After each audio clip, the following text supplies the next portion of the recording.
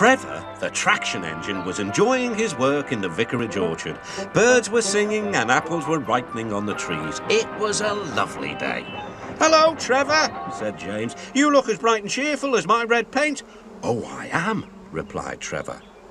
"What's that noise?" asked James. "It's the bees," laughed Trevor. "They're all in these boxy things called beehives. I'm taking them to the station. The vicar says his bees make good honey and is giving some of them to his friends." Just then, Boko, the diesel engine, hummed in. "Take care, you two. Don't make the bees angry. They might sting you." James didn't like being told what to do by a diesel, and he buzzed away. "Goodbye, Trevor," called Boko, and set off to see Duck at the next station. Bill and Ben, the tank engine twins, were busy arranging trucks, but they scampered off when they saw Boko. "I remember the first time I met those two," laughed Boko. "They nearly made my eyes pop out. Edward soon put a stop to their games." "Edward is the only one who can keep Bill and Ben in order," chuckled Duck. "I sometimes call them the Bees." "A good name," replied Boko. "They're terrors when they start buzzing around." James bustled in. "What's that, Duck?" he snorted. "Are you afraid of bees? They're only insects after all, so don't let that buzzbox diesel tell you different." "His name is Boko, and he didn't "I wouldn't care," interrupted James. "If hundreds were swarming around, I'd just blow smoke and make them buzz off." "Buzz, buzz, buzz," retorted Duck. The next morning, James arrived at the station to collect his coaches. The passengers were excited and keen to get on board. The platform was crowded and the porter was in a hurry. "Mind your backs," he shouted. Then there was trouble. The beehive fell and broke open.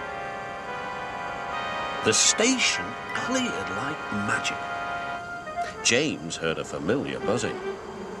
The bees were too cold to be cross, so they buzzed around the fireman hoping he'd mend their hive, but he didn't understand, nor did his driver.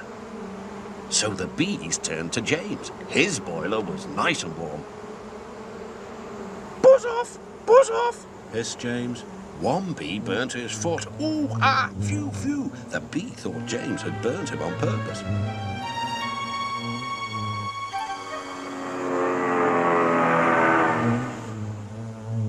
So it stung James right back on the nose. "Eee!" whistled James. He had had enough. So had his fireman and driver. They didn't notice till too late that they had left all their coaches behind. They tried everything to get rid of the bees. First, they spun on the turntable, to no avail. They tried washing them off, but the bees clung harder to James's warm boiler. Then they tried smoking them off by going through a long tunnel. But still the bees wouldn't go away. "It's no good, James," said his driver. "We'll just have to go back to the orchard and fetch another hive." James's reply was drowned by the sound of buzzing. The vicar was waiting anxiously for James. When he arrived, the bees swarmed straight into their new home. "Come on, James," said his driver. "What you need now is a good hose down." Later that evening, James was resting in the shed when the vicar came to see him. "Thank you for saving my bees," he said. "It's a pity it's not Christmas, then we could call you James the Red-Nosed Engine." Everyone laughed, even James, but instead they decided to call James the Bee's Knees, which means they thought he was more useful than ever.